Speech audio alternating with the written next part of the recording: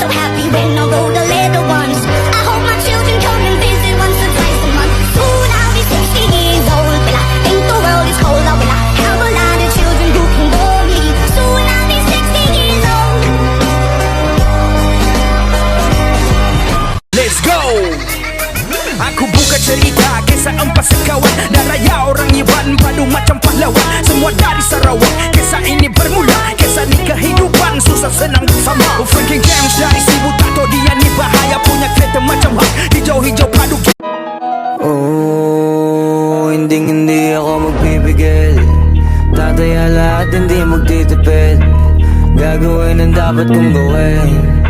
Alam ko na magagawa ko rin. Balang araw maging icon. Gusto ko kagaya ko si Idol. Mala Michael Jordan nung ma-high score. Kilalang